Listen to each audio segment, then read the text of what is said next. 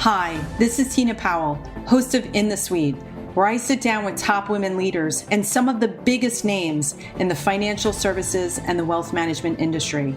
Together, we'll discover some of their best secrets and top strategies to grow a great business, build a strong brand, and lead teams in the 21st century.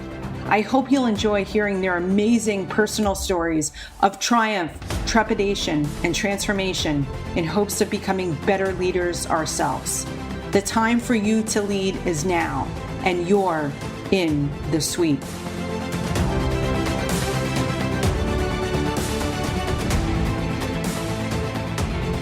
What do the words artificial intelligence, Air Jordans, and Tiger King all have in common?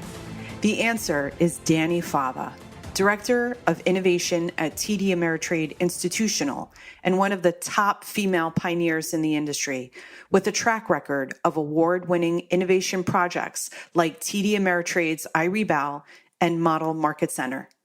Dani is also responsible for implementing voice-first capabilities at TD Ameritrade, which employs conversational AI and also plays on my Alexa under the skill TD Ameritrade for Advisors. Dani joined TD Ameritrade in 2012 and puts more than 15 years of wealth management knowledge to work. But it's what I discovered in the suite about Dani Fava that makes me want to start tinkering with my Alexa and finally open that Netflix account. In her role as the Director of Innovation at TD Ameritrade Institutional, Dani oversees the development of advanced investment management and technology tools designed to help independent registered investment advisors compete and thrive in a world of accelerating change. Dani's own personal story and career trajectory was an innovation project on its own, as we talked about in the suite. In fact, the role did not even exist. And according to Dani, the way to be innovative is to be engaged all the time outside your comfort zone, which helps to partially explain her ability to see innovation where others don't. Dani was recently named one of the top 16 women in wealth tech and one of the top influencers in FinTech and AI. And right at the time of this recording, Dani Fava was named to the prestigious Think Advisors 2020 IA 25 list of top industry leaders. She loves to talk about big data, FinServ startups, artificial intelligence, CrossFit, and basketball on Twitter. And I encourage you to absolutely follow her at DaniFava_TDA. Finally, we should never forget Dani's advice of getting out of our own comfort zones and a powerful message she said in the suite. I wear inquisitiveness like a badge of honor. So ladies and gentlemen, put on your Air Jordans and enjoy this episode with Dani Fava in the suite. So first off, Dani, I am thrilled to welcome and join you in the suite for what I know is going to be an amazing and really interesting conversation. As a matter of fact, it already is interesting and amazing. So you can't see right now, but I will put it in my Twitter feed. And so Dani, you're going to have to tell me how to do this tech hack that you've done.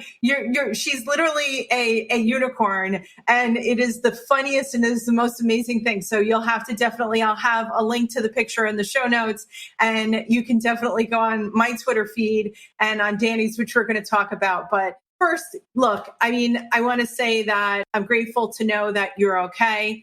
And I know that you're right in the heat of the coronavirus. You're in New York. I'm in New Jersey. So first, just want to check in with you as a mom. I know you've got a son and a daughter like me. Just want to make sure, how's everybody doing? How's everybody in your family doing and your kids? Thank you so much for asking, Tina. And it's so great to be here with you. I love your energy. I love seeing you all the time. It's just good for my soul right now to even see you on the video camera. So I'm really excited to talk with you today about, what's going on with coronavirus and my family specifically. We actually had a rough go of it. My son's dad was in the ICU for a few weeks, which was really heart-wrenching for my son. And it was scary, but thank God he is home recovering now. I did lose an uncle who lived in New York City to coronavirus, which was very sad. Really sorry And about that. yeah, we had a rough go in the beginning there, but I think like most of New York, we are recovering. We're battling through, and things are really looking up. I mean, for us specifically, for the city, and so I'm very optimistic today. And thank you for asking, and I hope your family is staying healthy and sane as well. Well, thank you for that. And I'm so glad that the father of your kids is out of ICU. That is really good. And yesterday I saw something interesting that they have now some sort of treatment that they are harvesting from people who have had coronavirus. So maybe we're one step closer to getting this virus under control, especially for people who are suffering right now. And both your heart and my heart goes out to them. And again, I'm sorry for the loss of your uncle. My family is doing okay. I had some issues with my mom there, and she is doing quite better now. And I think, right now it's just making sure that from a health perspective and from a mind perspective that we're here and we're leaning into each other. So you are a bright face. You are a beautiful, bright face for me today, especially too. If there's I swear, if there was an animal that I would pick for you, it would certainly be a unicorn, because unicorns are able to do amazing things. And you are this burst of energy and intellect and technology. And let's face it, unicorns can fly and they can do things that are superhuman. And when I think of Dani Fava, I think that the way that you've managed your career and your life, there is a superhuman quality to you. Thank you, Tina. Everybody needs a friend like Tina. Thank you so much. So there's lots of things that we need to talk about today, Dani. The first is that you are the voice on my Alexa, and you're absolute one of my favorite FinTwits on Twitter, both as Danielle Fava and Dani Fava TV. So I'll leave it to you to explain how they're different. But I do want to mention and congratulate you on a recent post. This is huge. Dani Fava, you are one of the 2020 IA 25 by Think Advisor. That is a huge, huge honor. Let's kind of start with this. For those of you who do not know, this is a coveted list, and this is filled out by people, by readers. So it's not picked by the editorial department. You, my dear, are an influencer. No surprise there, but what did you think when that news came out? That's huge. Congratulations. I'm so proud of you. Yeah, thank you again. And honestly, thank you for everybody who voted for me. And I'm just going to be candid this whole time, Tina. I'm going to lay everything out on the table for you. The way I explained winning that award with the other 24 recipients was, if I showed up at a party and those 24 people were the only ones who were there, I would be nervous to walk into the room. It was such an esteemed list of people. I am so unbelievably grateful to be on. And it really, of course, I feel undeserving. However, I'm accepting it with gratitude, and I am using it as a push for me to continue going, right? To continue giving back to the financial community, to continue influencing and getting my voice out there. It was and it came at the best time. I was kind of feeling down and stuck in the house, and it was a really uplifting award. And I've been feeling different ever since I got it. So it's been great. Well, you are amongst unbelievable company for sure. Rick Edelman, Michael Kitces, Mark Tibersion. I think that you belong in that crowd, because what you have just explained to us, Dani, about how everyone else has deposited onto you, you have been depositing onto us for years and years. You've been now at TD Ameritrade since 2012. That's a pretty long time. You're instrumental in iRebel, but you're giving back in the feed constantly, whether or not that you're giving us information on Twitter right now, on LinkedIn.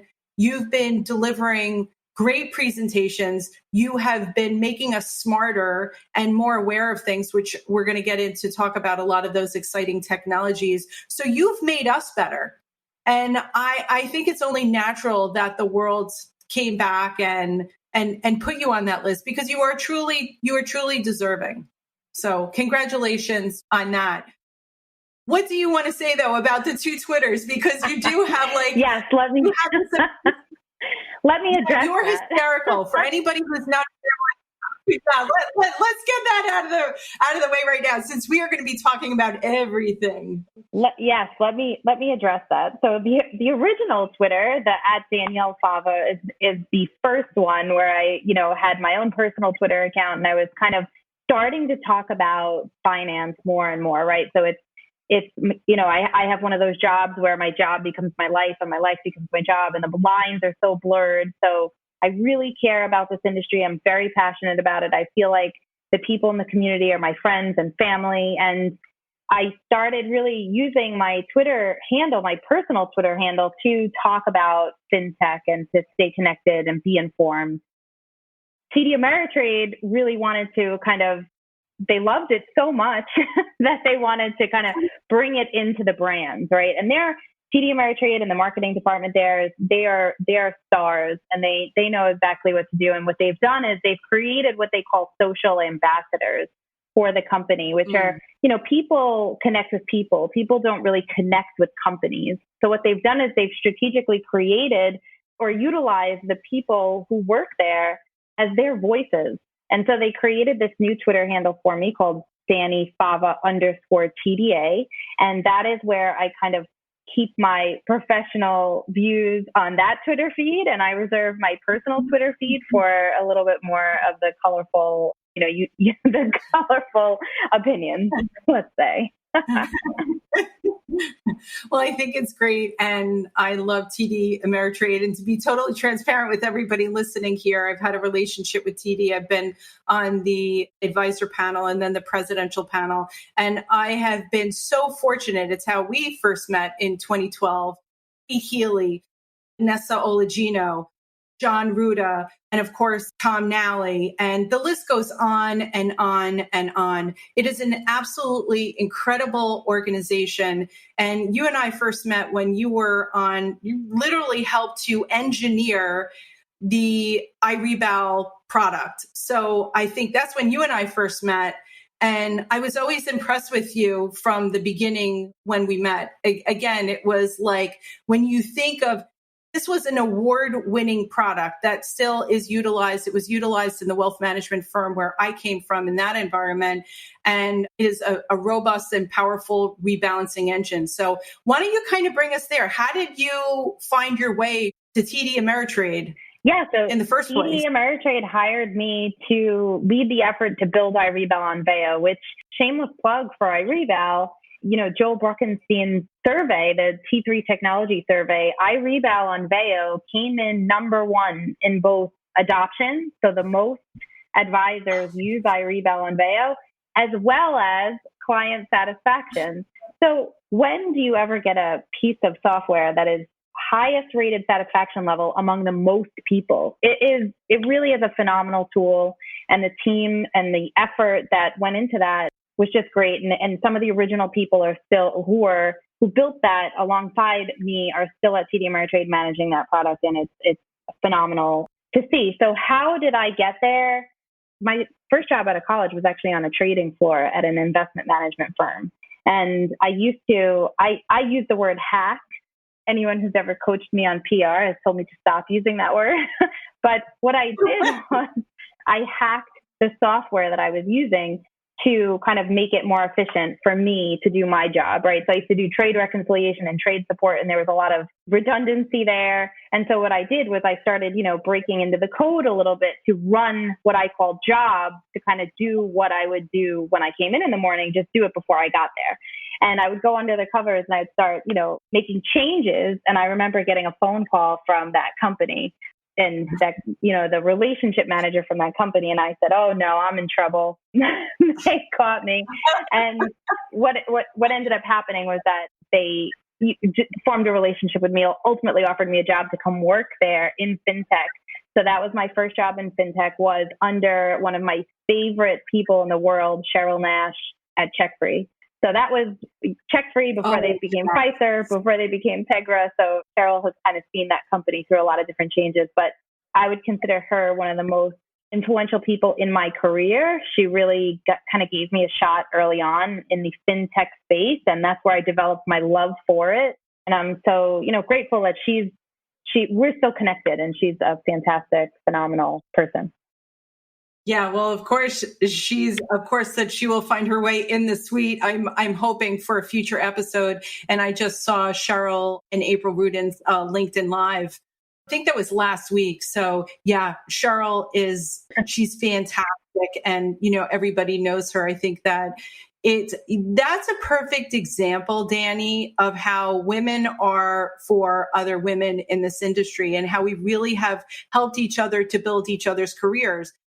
Also, you had mentioned another name, Joel Bruckenstein, who is part of the IA 25 as well. He has been also one of the people that's been instrumental in my career. So there have been a lot of women and a lot of men. And so I just want to acknowledge that. And it was part of the reason of forming this podcast in the first place, is to understand that, look, none of us get to this position or where we are in life by not asking for help. And that there are plenty of people around you that will want to help you and want to mentor you.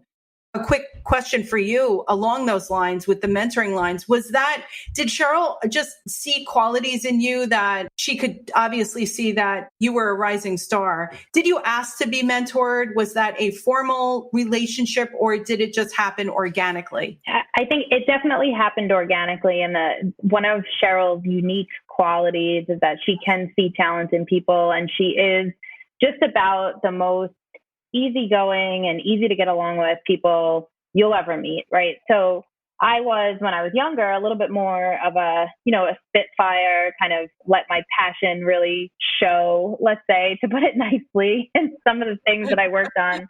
And I think Cheryl really helped me kind of harness that and realize that the passion is there, the intelligence is there, but I needed a better way to kind of communicate my ideas. And she never shut me out because of, the behavior or the fire. She kind of just helped me harness it and really gave me a chance. She was just very open-minded. And I think she mentored a lot of people in this industry in that same way. So yeah, I'm looking forward to your future episode with her. I'm so grateful for that. Thank you very much for sharing that. I think that's really important.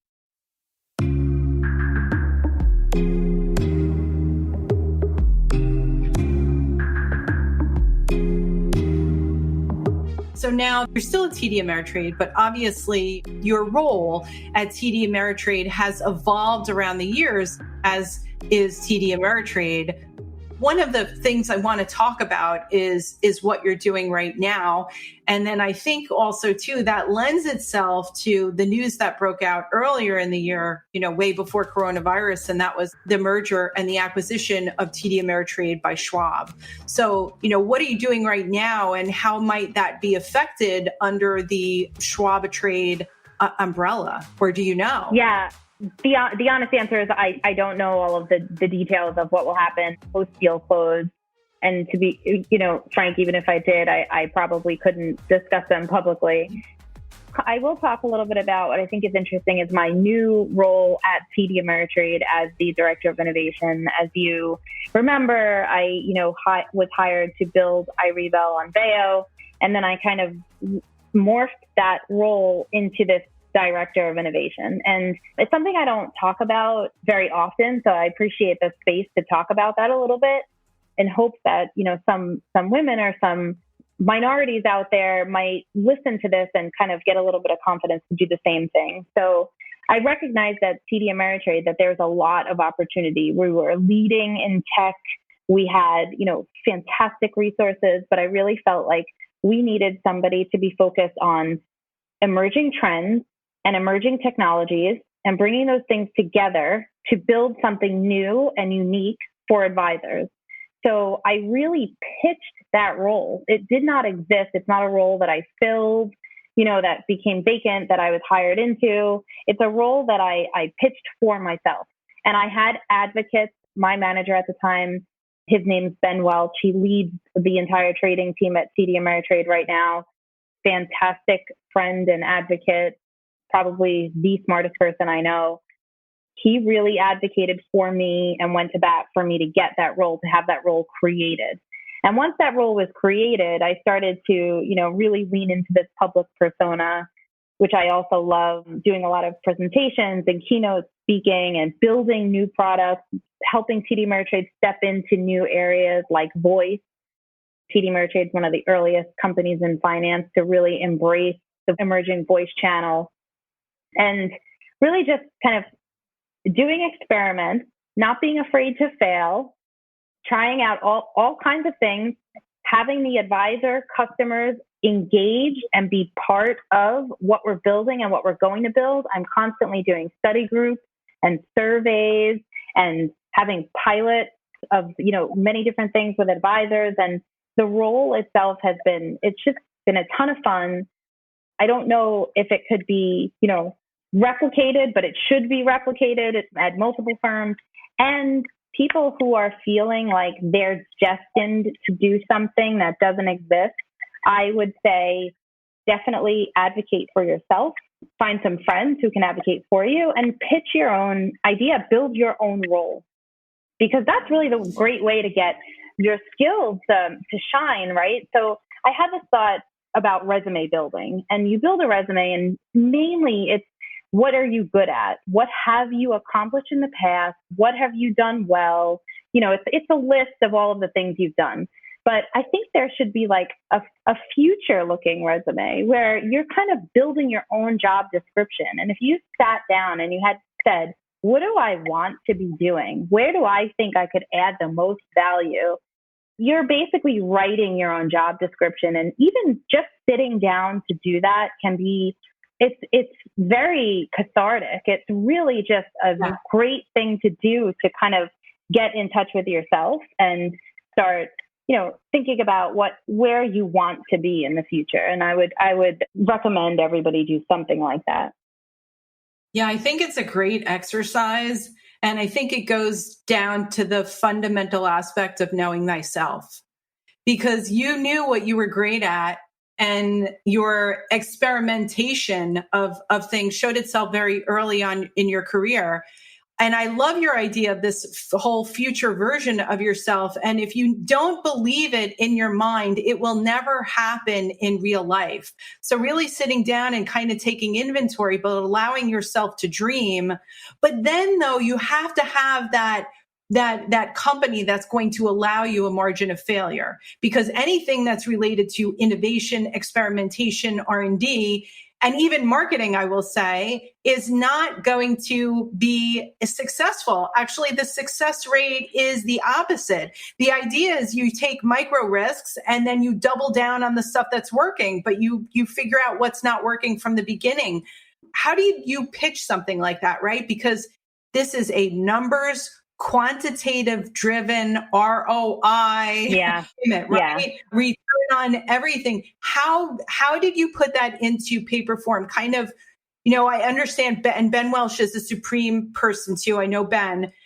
How do you orchestrate? If I'm a woman right now listening to this podcast and I'm like, wow, this is exactly, I can relate to what Dani's saying. I have this same kind of DNA.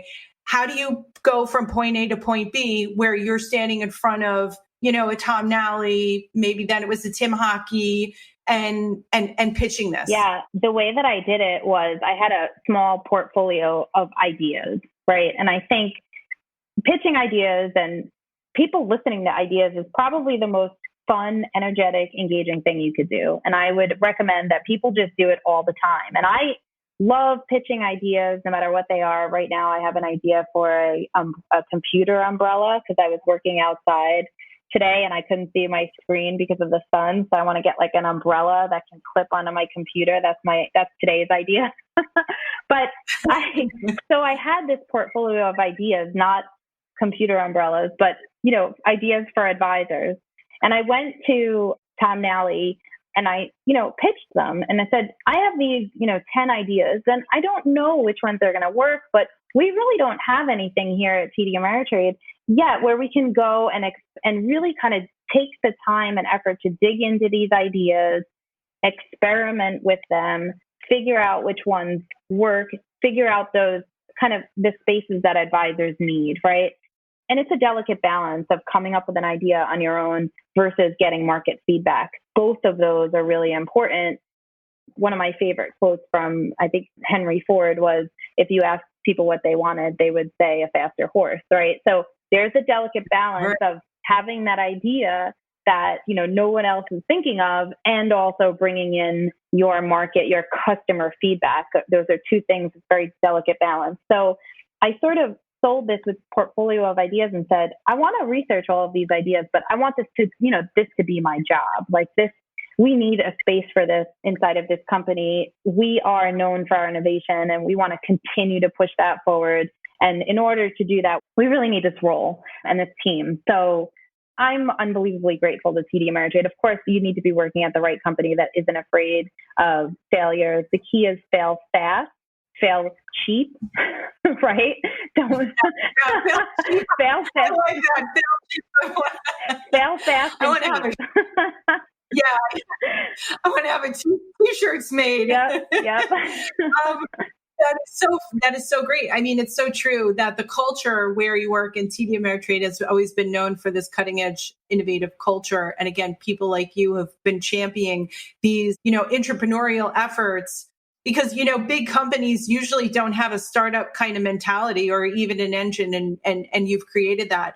I'm curious to know what were some of the first things that have come out as a result of you being that director of innovation, and what was their reaction? So you mean the ideas that we didn't go forward with? What were some of the first? Yeah. So what were some of the first things that worked that showed like traction and that people were like, wow, this is really exciting and great? Things that worked. Yes. I would say the first and probably most successful one, which was also the first, was the Model Market Center. So we really took a look at how the managed accounts industry was working, how it was working inside of the RIA space, and what managers were doing, and how there had been so much like kind of lack of change in the distribution channels, and what advisors really wanted. And that's where my background is. So I was very comfortable. Like I stayed a little bit close to home initially, which is fine. But we looked at, managed accounts, only like 13% of advisors utilized externally managed accounts, even though most advisors would agree that their value, the value that they add for their clients, is not in stock picking or, creating investment portfolios. However, so few of them were using externally managed accounts. So we looked at, why? What is the problem? Like, let's listen to advisors. And I went to a couple of, sales pitches or workshops that TD Ameritrade was having, and I would listen to advisors as they talked about managed accounts. While someone was in the front of the room pitching managed accounts, I was in the back of the room kind of listening to what advisors were saying. And there were some clear messages coming through. They didn't want to give up control. Advisors are fiercely independent and they don't want to give up control. They want to be in control. They want to have the reins all the time. And the way that managed accounts was set up before model market centers was that the advisor just had to give up control of the investment decisions and the trading. And if they wanted any cash out of the account, they had to contact this third party. And it just didn't work with the philosophy of an RIA. The RIA became independent or decided to go the independent track so that they would be in control. So there was this real clear gap. And we decided, let's work on filling that gap. And we created the Model Market Center, which has been, really fortuitous for advisors, for TD Ameritrade, for institutional asset managers who, institutional asset managers couldn't ever, properly get into the RIA channel because you need a lot of boots on the ground to hit all of the RIAs that are out there. So we created this Model Market Center, which is an Amazon-like marketplace of models where all of the RIAs who are using iRebal can have access to all of the models in the Model Market Center very easily, and they remain in control. They remain in the driver's seat. So that was our problem statement. We solved it with the way that we created the Model Market Center. So that was the first and most successful thing that we did. Yeah, I mean, I think that was revolutionary, and you hit upon you solved the most fundamental problem for the advisor, and that is the need for control, but also too, the need to be to reaffirm their value proposition. And that is always with the client. That is always on the relationship. It's never been about the number. Clients, in my experience, I have found that, and this is, I was in basically almost every single client meeting for about 8 years as part of business development and part of marketing and all of that. And you learn a lot of intel. And the number one reason why clients leave their advisor is not because of performance, it's always related to communication. So I've been astounded at the fact that more advisors haven't outsourced their investment management. But, look, I don't think the technology was there. I understand that level of control. So how many models are on the model marketplace right now? Probably a lot. Yeah, I don't have that number offhand. The last time I checked, it was over 300. Yeah. It's probably higher than that now. One of the cool things about my job is that I do, and this is kind of the way I pitched it and the way it's supposed to work, I do stand up these products, I experiment, I stand up these products, I launch them. And then when they're running, and if they're successful and become a real business, I give them to their rightful home, forever home. Right. So you can be on other things, exactly. Right? Because so I can continue the research and development effort on different business lines. That's exactly right. Yeah.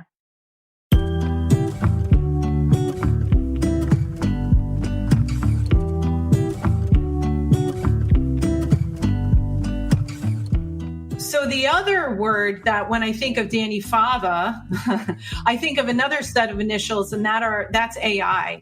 I've been at your presentations. I've seen you at TD. I've seen you at T3. Most recently, you gave the presentation. You're always like talking about the future. So, I think I want you to, for those listeners right now who haven't had the luxury of attending your really cool presentations and seeing you always have the coolest outfit and coolest shoes. I did even photograph your shoes the last time.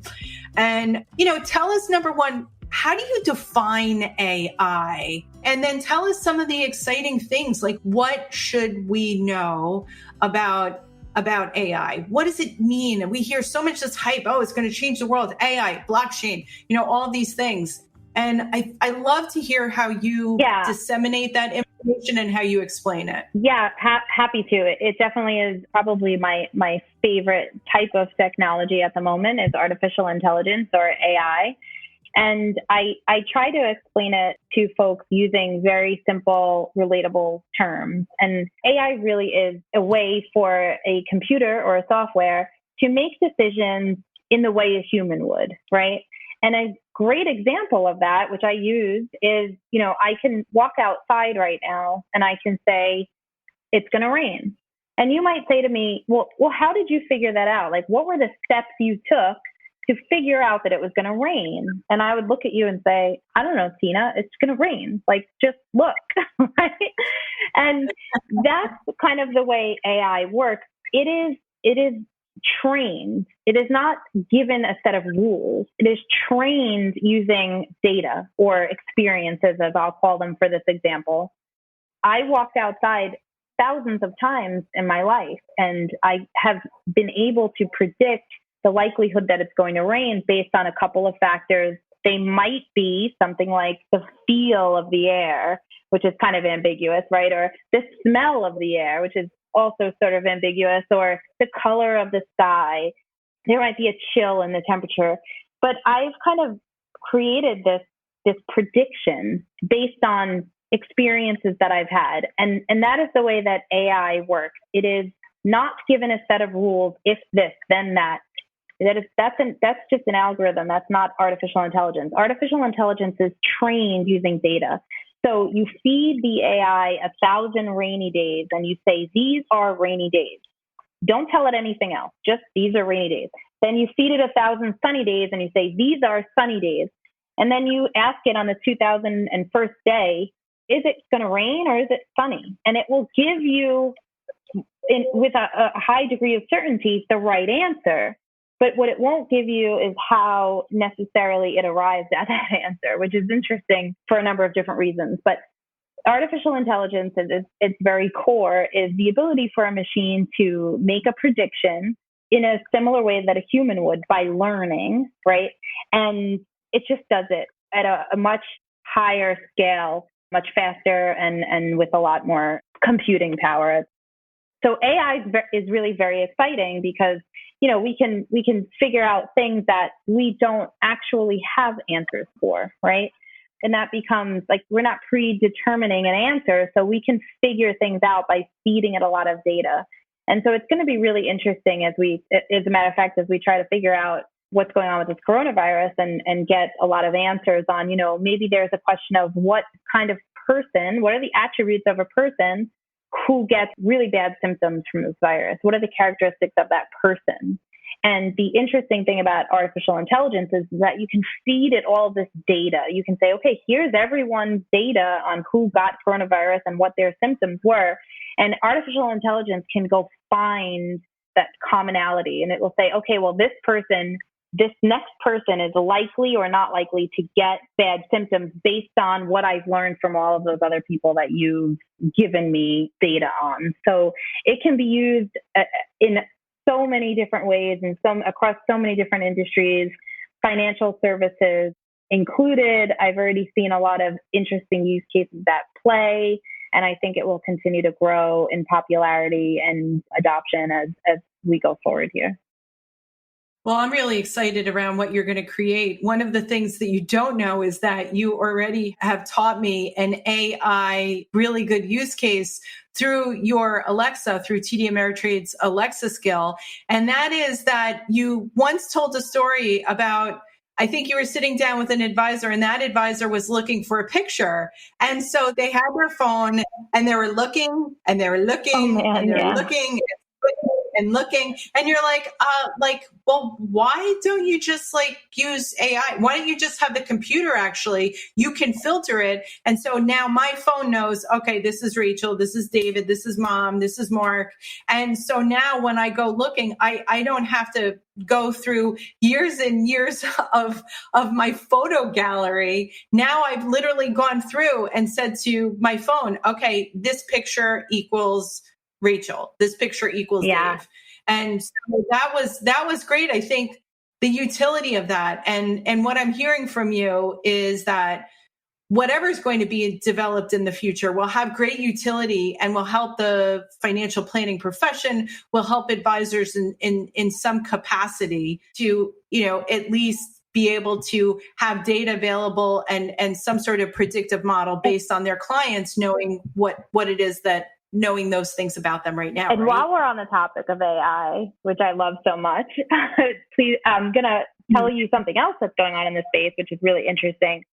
Because these data models are trained using behavioral data, right? So take Netflix, for example. You're getting recommendations on your net. When you open up Netflix, you're getting recommendations based on things you've watched before, right? So it's past behavior and the data that's being fed to it to make predictions on what you would want to watch in the future. So the really interesting thing that's happening right now with data models everywhere is that they are breaking because of the substantial behavior change that this pandemic has caused.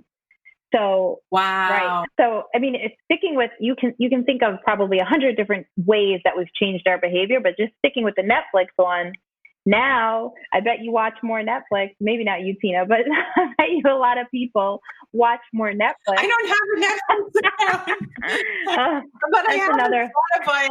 We're gonna have to have another podcast about that. We're gonna have to have another episode on that. But I have binge watched Succession. Okay.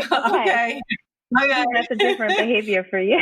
But what's happened is that now everybody is kind of broken the data models by changing their behavior. So I've watched some things. One example is Tiger King that I would have never watched unless I was stuck in the house, right? So now Netflix is not making good recommendations for me anymore. It's not making recommendations on what I really truly like anymore because it has picked up on this sort of behavior change and it doesn't know how to separate the two things, the pandemic behavior change versus my regular behavior. Wow. That is so deep and that is so interesting. everything is just like the expression went to hell in a handbasket. Right? That's so cool. And then I'm sure that they'll be able to do modeling that includes coronavirus data or not. Well, what it really highlights is it really highlights the need for humans to always be part of the process, right? We cannot just rely on these machines to churn out these algorithms. We must have human oversight and the ability for a human to override and on all of those things. So I think it's going to become a good use case in the future when people ask, will AI replace humans? And, it will not. It will enhance and supplement, but it will never replace humans.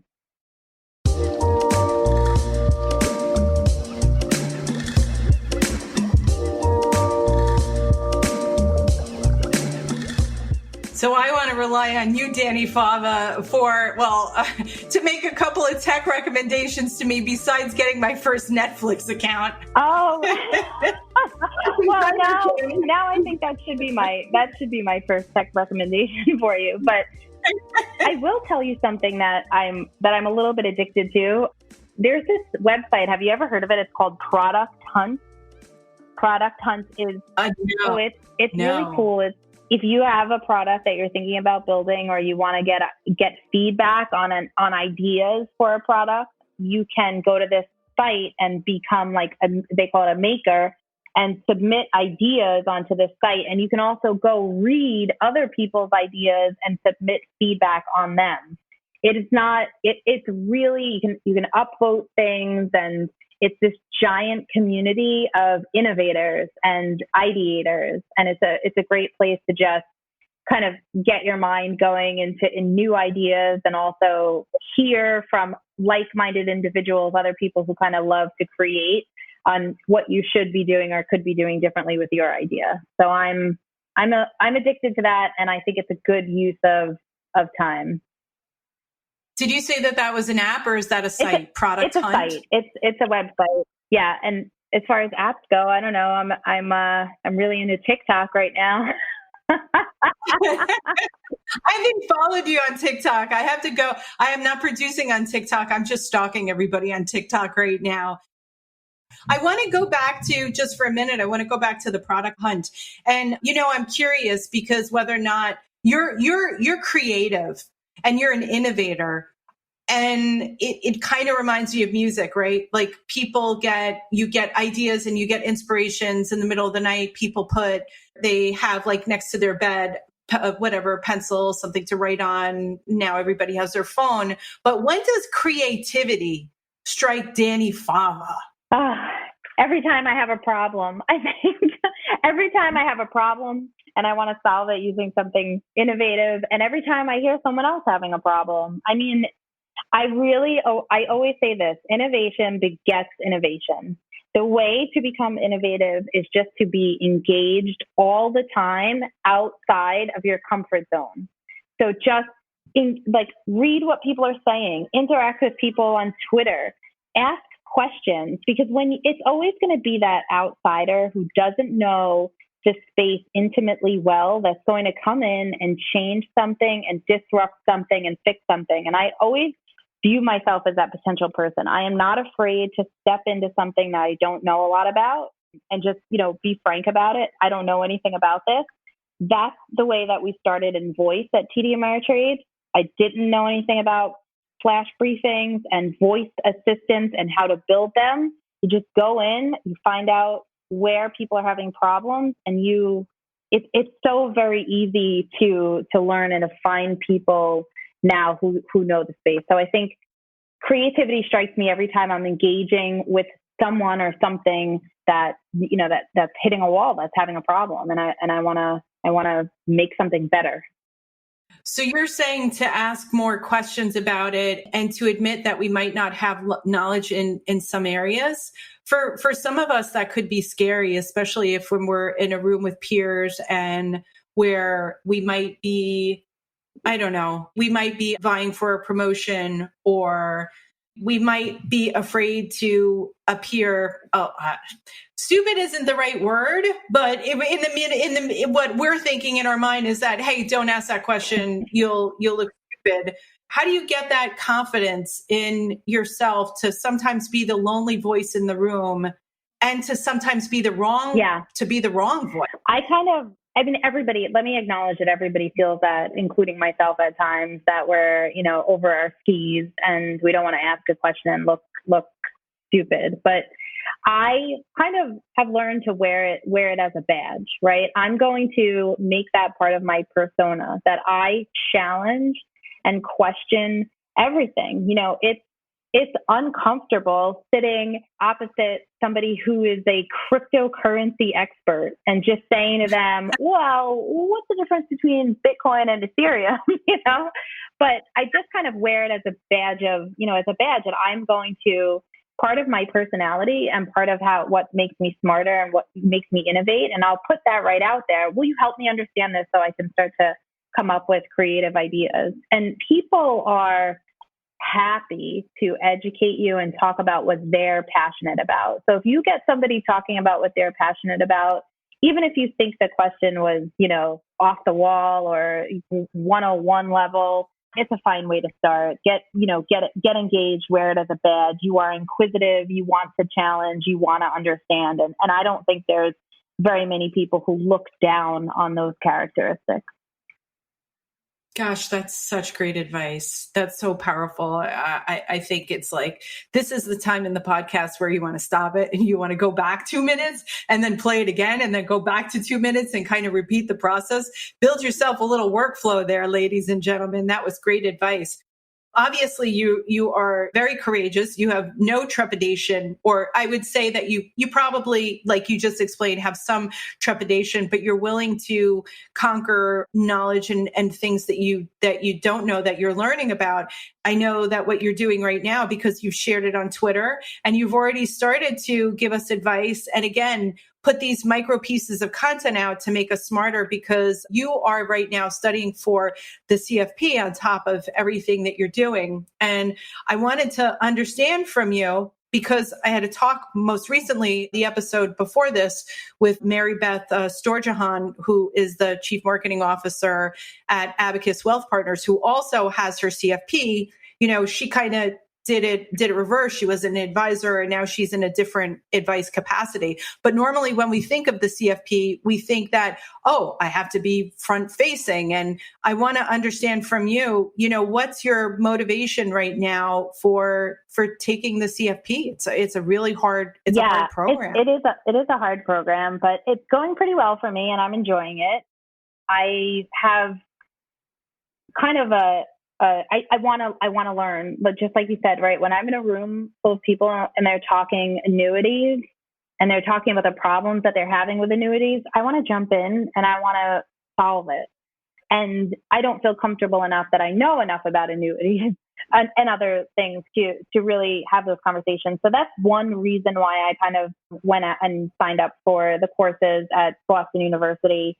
And I just want to learn. I want to be more comfortable in some of those topics. But what I plan to do with it, I think, is probably the more important part. So I don't plan to be a financial planner for a living. I love what I do in FinTech and innovation, and I want to stay there.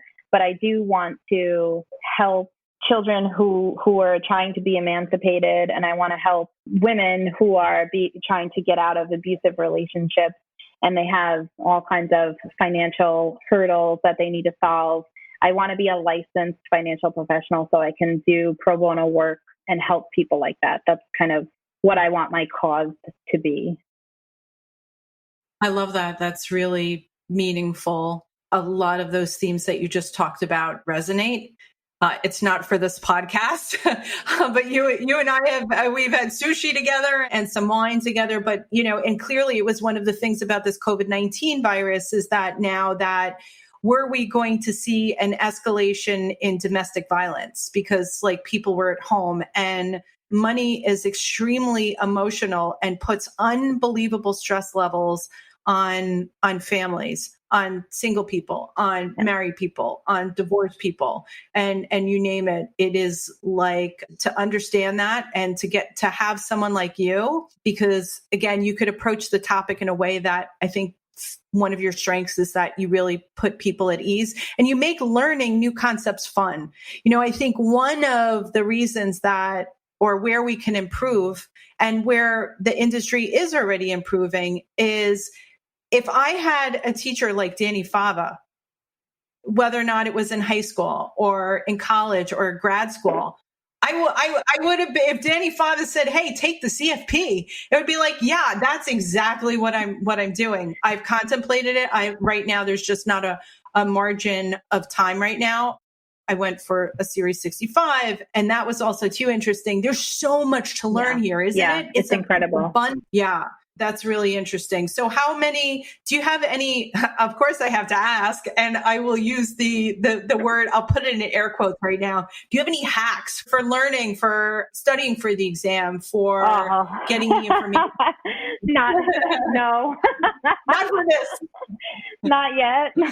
I try not to be too hard on myself, especially now. I think that's really crucial. I mean, there are days where I'm just on a roll and I'm doing good. And there are days when I can't get through a paragraph and my mind is totally scattered. And I think especially now, it's so important for people to just be easy on themselves and, don't compare yourself to anyone else and just kind of live life at your own pace right now. And I think that mindset makes it a lot easier.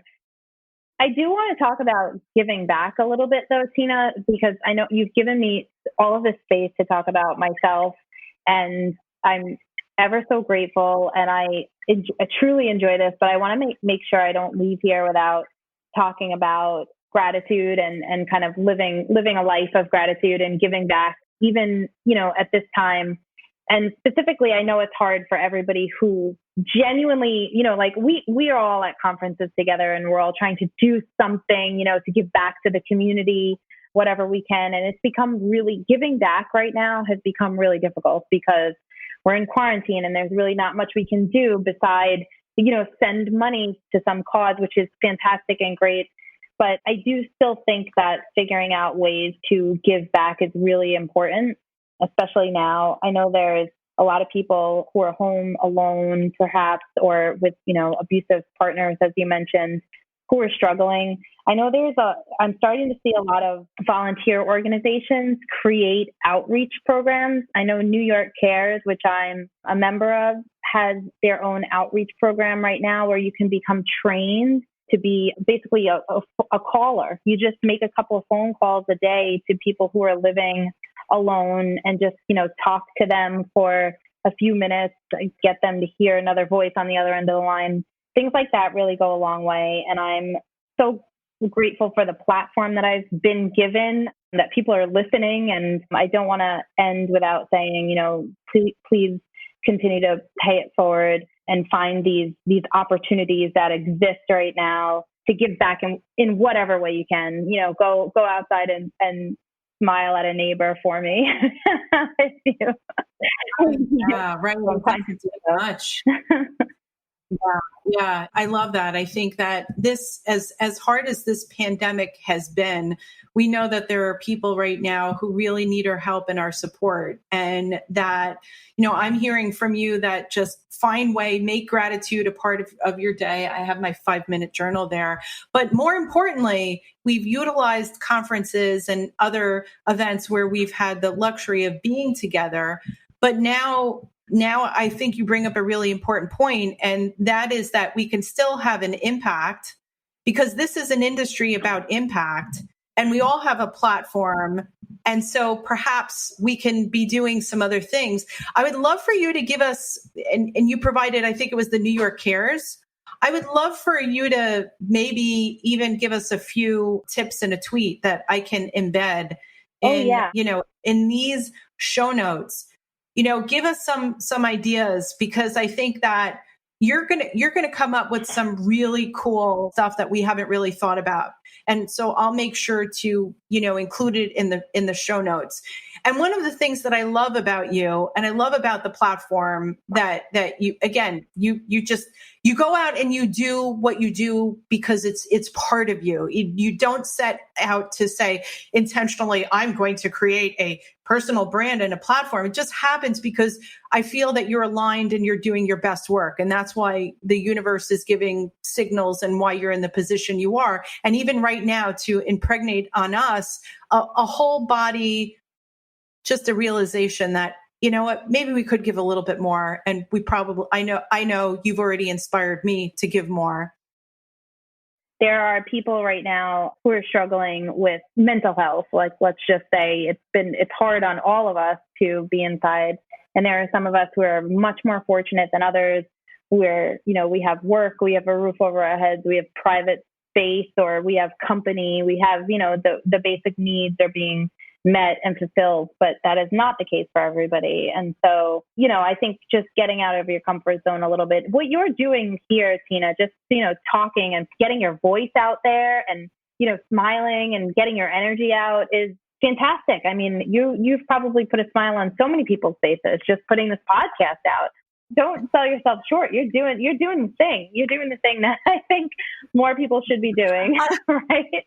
I can tell you that I know my mother's listening, and for reason for that enough, right?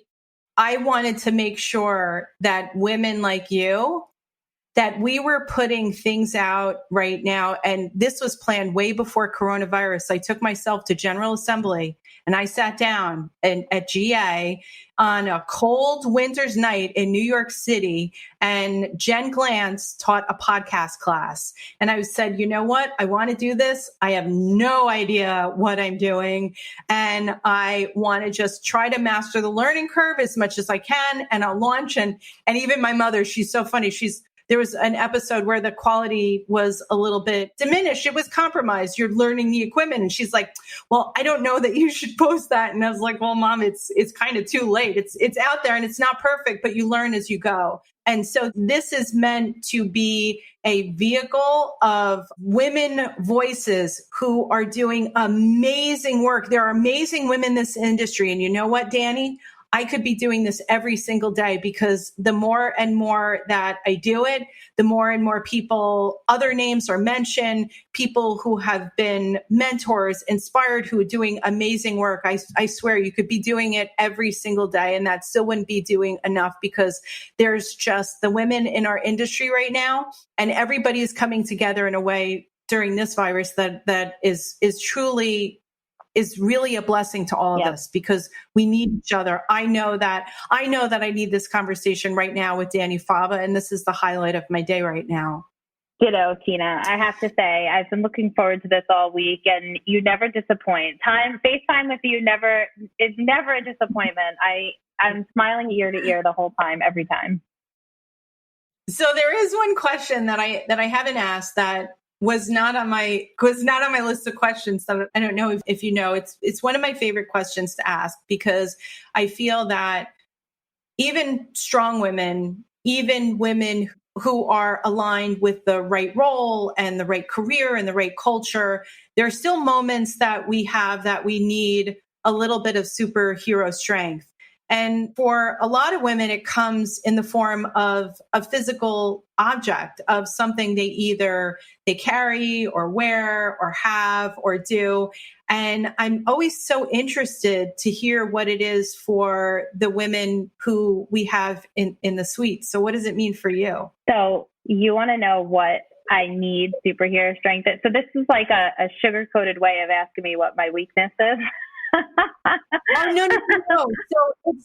So it's like saying, so for example, so whenever I travel and whenever I'm on stage or on a panel, I have my grandmother's rosary beads in my pocket. Aww. And it gives me like, hey, you know what? It's okay. You're going to do great here. And she's no longer alive. And she died when I was 6 years old. But it's just an affirmation that, you know what, I'm here to do something good today. And it's okay. What is really failure? There really is no such thing if you come to just give your best self. So that for me gives me the vote of confidence that I need to give to myself, right? It puts the right voice on my shoulder. instead of the one saying, what are you doing? and so for some women that we've had on the podcast, it's been wearing the mantra bracelets. Margarita Chang wears the Fearless Mantra band bracelets, which are really cool. I didn't even know that those things existed. For Deborah Fox, she has her grandparents. She has a special box under her bed. And that, when she opens that box, you just feel magical. Oh, so wow. I wanted to know if you had anything if you had, anything like that. And we could edit this part of the podcast out. No. I don't want to ruin your streak. Those are all very sweet and sentimental things. I am the opposite of sweet and sentimental with especially with physical things. I don't save things. I don't have pictures.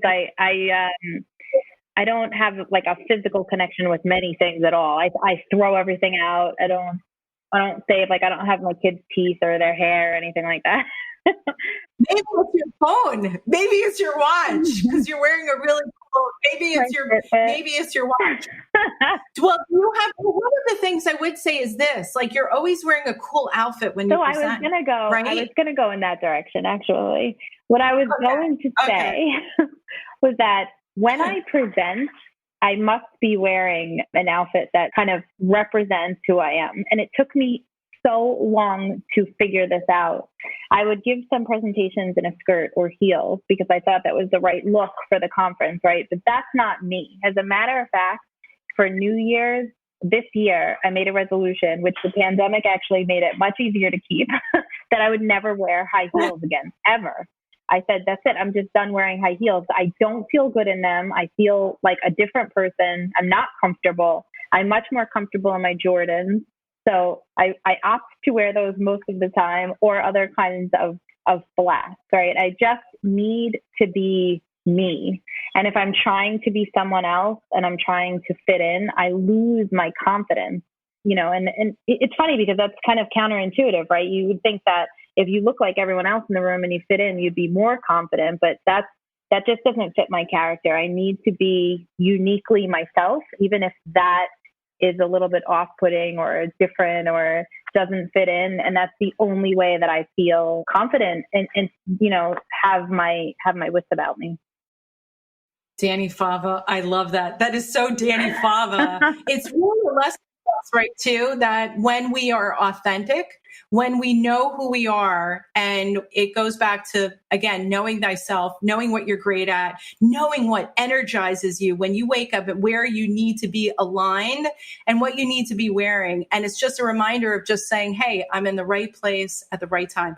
I love it. I never want to see you in heels. I just want to know what Jordans you're bringing. Well, if you've watched the series, which you probably haven't, The Last Dance with Michael Jordan, it's a documentary that's been on ESPN.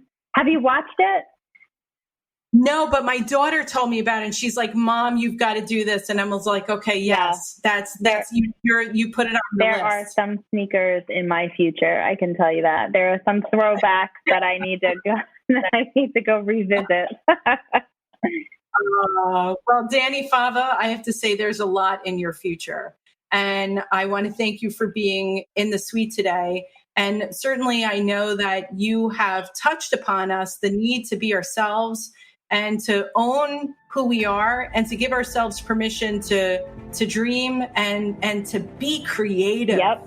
I love it. So many important lessons here. I'm so grateful for you to know that you're okay. And again, your family's okay. And thank you so much for being in the suite. Thank you so much, Tina. My pleasure. You're the best.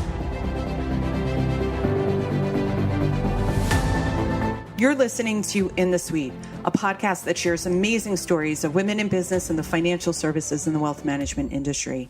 This podcast is proudly sponsored by C-Suite Social Media, a digital marketing and social media agency for C-Suite leaders in finance and technology. You can visit csuitesocialmedia.com to learn more and for show notes from today's broadcast. And thank you so much for listening and subscribing and helping to support this podcast with your reviews. I would love it, and it would mean so much if you left us a 5-star review for this special episode with Dani Fava. And remember to also follow her on Twitter at DaniFava_TD. And always, if you would like to share the name of a successful woman in the financial services industry we should interview, please send it to me at tina@csuitesocialmedia.com. We have received a lot of great names so far, and we're working very hard behind the scenes to fit everyone in. Again, thank you so much for listening and subscribing to In the Suite.